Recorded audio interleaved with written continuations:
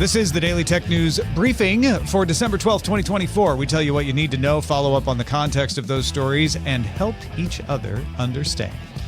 Today, I'm going to tell you all about Android XR, and Phil has a thought about default payment wallets. I'm Tom Merritt.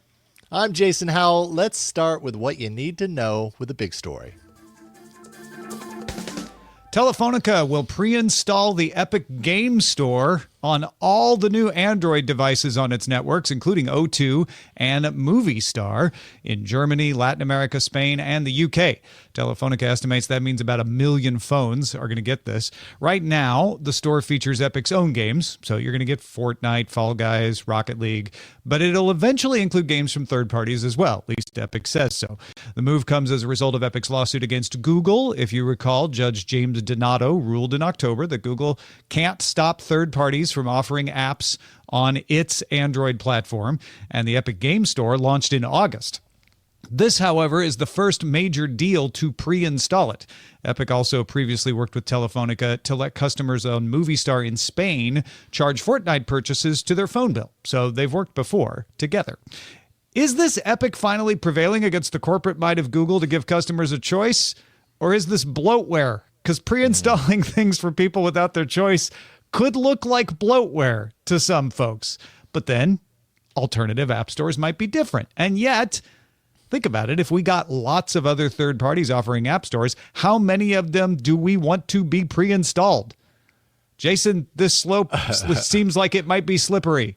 Yeah, I'm slipping on it too. You make a really good point. Like this is a glimpse into the future. As we know, Google lost pretty mightily against Epic in this case, and really Google is having the hammer dropped on them. Of course, they're appealing it, and we'll see how that plays out in the coming months and likely years as far as that's concerned. But yeah, as a user, I'm already kind of allergic when I pick up a brand new phone and it's got a couple of pre-installed games. If now I'm dealing with different marketplaces and different links to different markets throughout the phone experience, like I'm a technology guy, and that might even kind of be a little confusing for me, let alone the random Samsung buyer at the store that suddenly has 10 marketplaces on the home screen. Yeah, on the one hand, it could be similar to Amazon putting its app store on Fire devices back in the day, or Samsung putting its app store on Samsung devices. But where does it end, right? Like I don't think most people begrudge Epic, but yeah. Sorry, I didn't mean to interrupt, but like that's an example of like a company putting a thing on their device. This is an entirely different company. This is a deal. This is some sort of a deal that Epic is cutting with another company to have their marketplace put on. I can understand it if it's an Amazon device and they put their own app store on there. That makes perfect sense to me. It's just if I buy a random phone and it has random assortment of app stores, I'm going to be really scratching my head and feel like, they're trying to push me into installing something I don't really want. Yeah.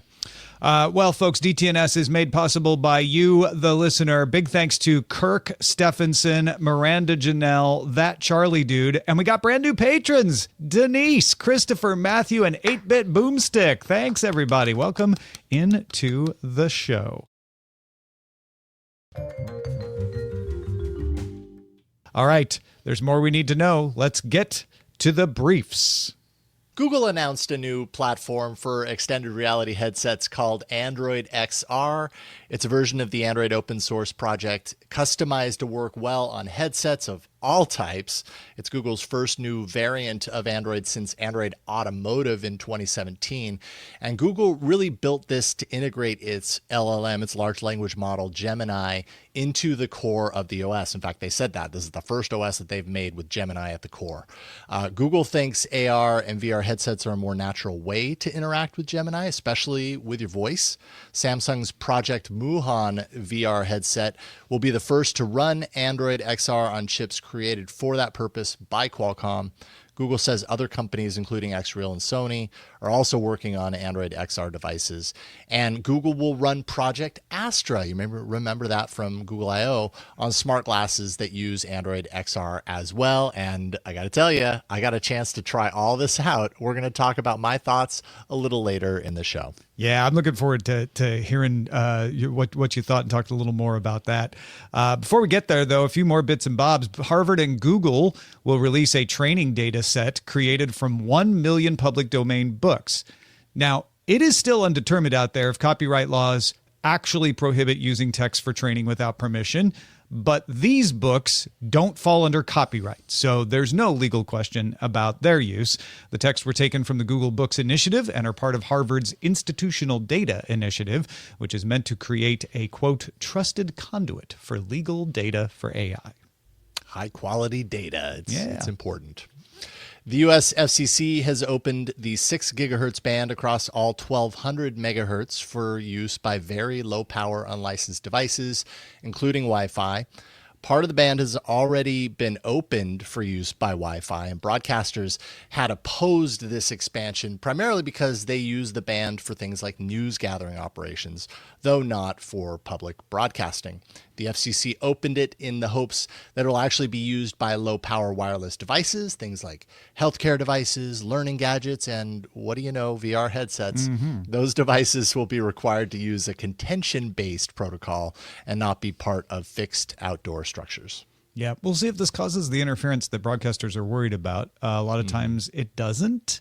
But I also don't know if it's really going to open up that many uses for wireless. But I hope it does. Yeah. It might seem like a Pyrrhic victory, but Intel's Arc B580 reviews seem fairly positive. You know, Intel may never make another graphic card again. We have no idea. But these are pretty good. PC Gamer sums it up nicely by calling it the first worthy budget GPU of the decade. Finally, a good gaming option for PC enthusiasts on a budget. It seems like the main negatives are slightly higher power draw than equivalently priced GPUs and some slow support for the low latency features like ZSS and stuff. But if you're on a budget and you've got that fancy new 1440p monitor and you don't want to, in this price range, just settle for 1080p, this is your go-to right now. Same cost. It's going to make some budget gamers very happy. Yeah, absolutely. Get it while it's there. Get it while it's hot. Yeah, exactly. Before it disappears forever. Starting December 12th, YouTube TV is raising its price from $72.99 a month to $82 a month for new users. And effective January 13th for existing users, YouTube says it is, quote, due to the rising cost of content, end quote. It last raised its price in March 2023, which I swear it was more recent than that, but I guess not. YouTube TV is the largest internet-delivered pay TV service of its kind, with around 8 million subscribers. Hulu Plus Live TV is second at 4.6 million. We don't know if OpenAI trained Sora on gameplay footage or not, but it sure looks like it. Yeah. People have gotten it to simulate a really convincing Mario level, some Counter-Strike, Call of Duty. It certainly knows what gameplay footage looks like. It also has created video streaming screens that look like an unholy merger of YouTube and Twitch, with some actual streamers represented on them. Even if OpenAI got permission from the video platforms like Twitch, even if some of these were tweaked, which you can do with well-crafted prompts, it might not have received permission from the game makers themselves to include stuff in the training data that would let it create a Mario, which could lead to more lawsuits and licensing negotiations. So another front opening up there. Oh, but who cares about permission? I mean, in the world of AI models, it just seems like you what is it? Ask for forgiveness. Yeah. Ask for forgiveness instead of permission. Do you forgive OpenAI, Nintendo? I don't think they're going to. Yeah, I don't think they're going to. Yeah, good point. Google added new features to its unknown tracker alerts that let you know if a Bluetooth tracker is tagging along with you without your knowledge. Temporary pause location actually stops the phone's location updates from being used by the unknown tracker. That gives you a better chance to find it. Find nearby guides you to a tracker's location with an on-screen graphic. Unknown tracker alerts work with Apple's AirTags as well as several other types of trackers. And in slightly related news, United Airlines now includes Apple's Share item location in its iOS app, so you can use it to help the airline find things like your lost luggage. United, you lost my luggage, but I found it here. Help me. Yeah, right. Here's where it supposedly is. I found my lost luggage for you. Yeah. A couple of notable tidbits out of China. NVIDIA has added around 200 new positions to its Beijing office as it ramps up efforts to develop products for autonomous cars there. Because when you can't sell your best AI stuff to a country, you got to do something to make up the gap. It'll also help make the Chinese government happier, as its 2020 acquisition of Mellanox, NVIDIA's 2020 acquisition of Mellanox, is now under investigation for antitrust concerns there. And also, I just want to put this in everybody's head. Remember the name Xiaohongshu, if you can. The Chinese photo sharing service just projected it will finish the year with $1 billion in profit. Not $1 billion in revenue, Jason. $1 billion in profit, and is looking to try an IPO again. It had floated one at one point and then pulled it back. But Xiaohongshu seems like it might be a photo sharing service model on the rise. This is how we ended up getting TikTok. So, just fair. Hey, remember when Google told the EU it would run a test to see what happened if it provided a good old-fashioned list of 10 blue links for certain hotel search results? Well, it conducted the test in Germany, Belgium, and Estonia. Instead of maps and algorithmically personalized results, it just showed the links. Google says after a week, it found that, quote, people were measurably less satisfied with their search results, end quote, and, quote, traffic to hotels and intermediary sites went down, end quote. Google has submitted the results to the European Commission to request their feedback on finding a solution that strikes a balance between preferencing Google's own results and providing unbiased results for third parties. This seems a little bit like, sour grapes. Like, fine, totally. What if we just give you 10 links? Oh, yeah, guess boom. what? That doesn't work either. We did your stupid thing. What do you think now? I'm shocked. I'm shocked that it didn't work. Meta has canceled its deals with news publishers in Australia, saying that it doesn't benefit. That news isn't real popular. Only 3% of people on the platform in Australia use news, so it just isn't an essential thing, and it's not worth paying for. Australia's government says, well, we want you to pay anyway, even if you don't use news, and is preparing a successor law to the existing one that requires negotiations for payments if you use news. They're like, oh, Meta, you can't get out of this by not letting people link to news. It would require companies that earn more than 250 million Australian dollars, that's about 160 million US, in annual revenue, to make commercial deals with news organizations or pay higher taxes. So basically, it's if you make a deal with news organizations, we'll reduce your taxes, even if you don't carry news content. So if you're a platform that is in the definitions of social media platforms, doesn't matter whether you're going to let people link to news or not, you're going to have to pay, or but you're going to have to pay some way. Either you pay the news publishers or you pay a tax. There is a very good public policy reason why social media platforms should be contributing to news media content, and I've outlined those because of the disruption effect and the need to have viable news media content in Australia. But secondly, we think some of the stuff that you guys produce should be on social media platforms to ensure that there is fact-checked information available to people, that large number of Australians who go through a social media portal as their first way of entering the news media market in this country. Australia is arguing that social media platforms, specifically in this case by this revenue number, Meta, Google, and TikTok, must subsidize journalism in the country, whether they benefit directly from it or not. Wow. Now that's a knife. I don't know what to say about that. That's a knife to Meta's revenue. Yeah. That's a knife to Meta's revenue. Yeah, that's not a revenue sharing agreement. This is a revenue. There we go. That's where I think I was heading. Those are the essentials for today. Let's now dive a little deeper into the ongoing stories and follow up. Yeah, we're going to start with, and in fact, our only discussion today is your experience with Android XR. You didn't get to take it home with you, did you? No, that would have been amazing. That would have been too cool. I didn't even get to shoot any footage. I couldn't shoot any video or take any pictures or anything. I just got an hour and 15 minutes of a like track led, by many people in different rooms and stuff experience with their VR, with their AR hardware prototypes, and really just taking a look at what Android XR is as a platform across these different devices. So how does it feel? I know it's a prototype, so it's kind of, impossible to really say how it's going to work on any particular device. So things like comfort and all of that probably don't play out as well. But what did you think of it compared to other stuff you've tried? Well, I mean, as far as, it's two kind of primary buckets if we're talking about the prototypes. We're talking about the VR, which is Samsung's Project Muhan headset. And developers we know are going to get these headsets so that they can start developing for this.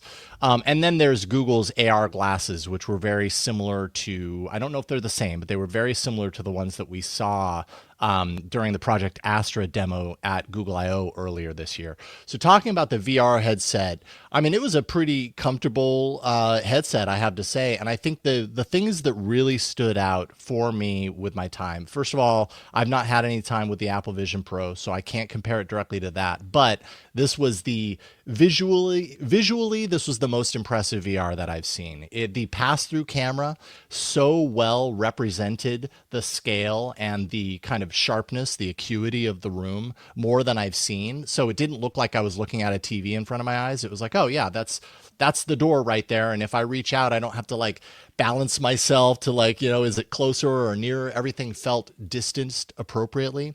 And then when you take the virtual layer and place it on top of it, I mean, it was just 4K sharp quality through and through. So the blending of the real and the virtual, to my eyes and experience anyways, felt unlike anything like this that I've experienced.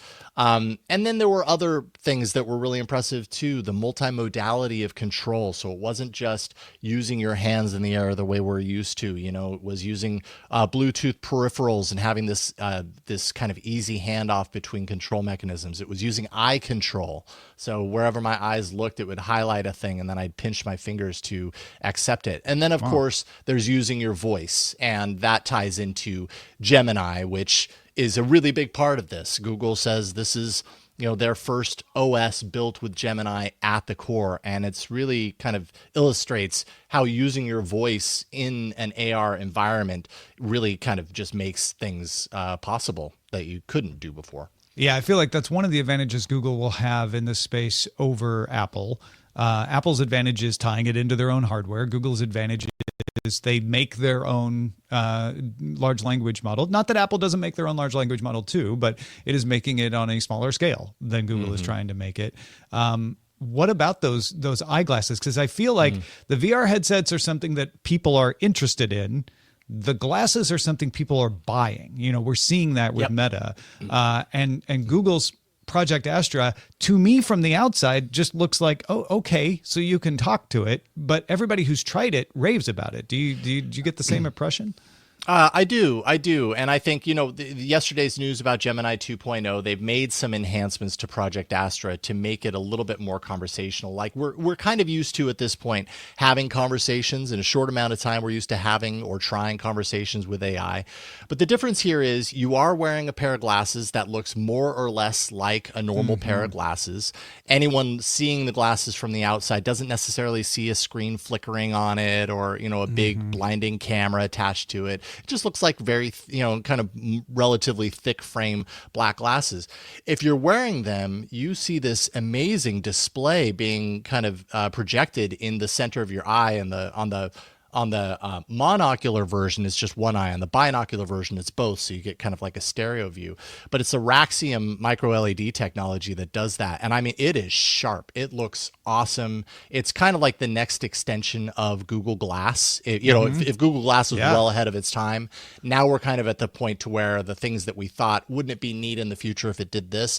We're kind of there with this. And then you tack on Project Astra and like the memory aspect. There was one part where I faced, a shelf with liquor bottles, and I asked Astra, what can I make with these? I just kind of left it open, and it threw out a couple of drinks, and I asked a few follow-ups. Then I went on about my demo, and then later I said, oh, hey, back when I was with the liquor bottles, there was a book sitting next to it. Can you tell me about that book? And it knew exactly what it was. It had that memory. It's an impressive kind of demonstration to kind of connect the dots between what we're seeing on our phone, and yet we still have that kind of that hurdle of having to pull out our phone to talk to these things and load a camera to show it something. Instead, you're just wearing the glasses, in Google's hope, all the time. And it creates all of this context around the world in real time as you go through it. And there's, little friction there. Hey Gemini, how should I hang these shelves? Step 1. Decide on shelf placement and mark the wall lightly with a pencil. Use a level to ensure they'll be straight. Where did I put my level? I saw the level last on the console next to you. Yeah, to your point, you can just think of something off the cuff and not have to go through a process. You're just like, hey, wait a minute, I just realized, what was that book over there? That's interesting. What does it show you on the glasses? Because I know it's limited. It's not going to be showing you immersive virtual worlds. That's not what it's meant for. No, it's definitely not like a display that takes up the entire lens. It's probably about the middle kind of like third, maybe even a slight bit smaller than that. But like if you get a notification from an incoming message, I got a little profile image of the person who sent it. And then when I accepted it, that expanded and gave me kind of a written summary. It didn't give me the text message, but it said, so-and-so is asking if you would like to blah, blah, blah. You know, that sort of thing. If I'm looking at directions on a map, it gives me, basically the written directions. And if I look down slightly, it fades in this kind of like top-down three-dimensional view of the map itself and where I'm turning up ahead. It really just depends. There was a part where I was looking at a sign in a foreign language, and it was able to translate it for me. I spoke to someone and she spoke to me in a different language, and the entire time she was talking, it was translating in front of my eyes. What language? What language? That was Spanish. Spanish. But, okay. Yeah, of course. I wish that I could have gone back and forth, but I don't know Spanish very well. But it was still really cool because I could continue looking in her eyes while she's talking to me, and meanwhile my right eye is telling me what she's saying. It was really neat. It's like captions. Totally. It's exactly like that. I mean, it's probably the same exact technology that they rolled out on Android phones with live captions. Yeah. And when you said you accepted a notification, did you have to do that by voice, I assume? God, I'm trying to remember that specific detail. I can't remember. I think in that case, I probably tapped the side. Okay. But again, multimodality of control. They've thought about a lot of these things and giving you the ability to enter into these tasks with different functions and different ways. That's very cool. Thanks for sharing your thoughts on it. It's so cool that you got a chance to try it. I felt super special to be able to get in there and check out some unreleased, prototype hardware. It was really fun.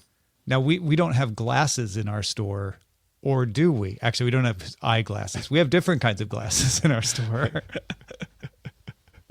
The kind you drink out of, perhaps. Yeah.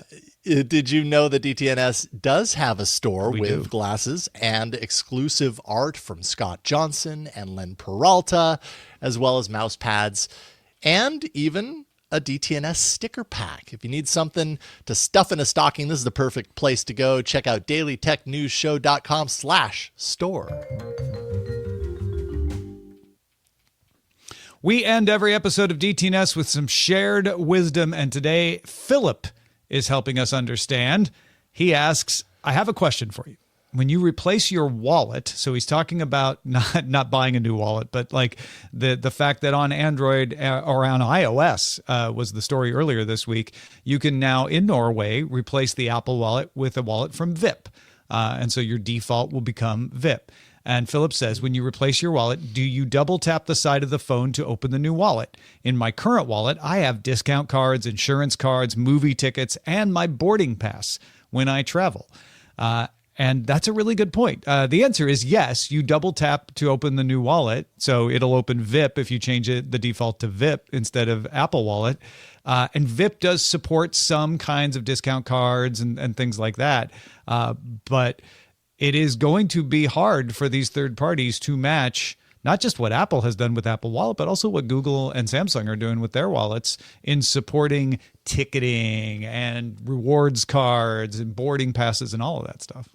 Yeah, we're really in kind of like a growth period when it comes to all of this stuff, because not only is it, this particular wallet supporting the same things that the Apple Wallet does, but it's just the fact that like I got a notice that Google Wallet can now store certain passport information, but make sure that you don't use it here and you can use it here, and you got to have your physical. They're still figuring out how to make this cohesive to the point to where maybe eventually someday it all just works. The digital wallet that you have is good enough, and you don't have to also bring the other stuff with you, which makes it really confusing right now to know what the right way is, other than just to use and bring it all. And to your point, it's already confusing enough that I don't know how many people are going to jump off to a different wallet. So totally. We'll see. We'll see how VIP does and who else enters that space now that it's opened up. Yeah, for sure. Thanks to Philip for contributing to today's show, and thank you for being along for Daily Tech News Show. The show is made possible by our patrons at patreon.com/DTNS. There's also DTNS Live on YouTube and Twitch. You can find details on that and more at dailytechnewsshow.com. Talk to you tomorrow. Thanks for joining us for the experiment. The DTNS family of podcasts, helping each other understand. Diamond Club hopes you have enjoyed this program.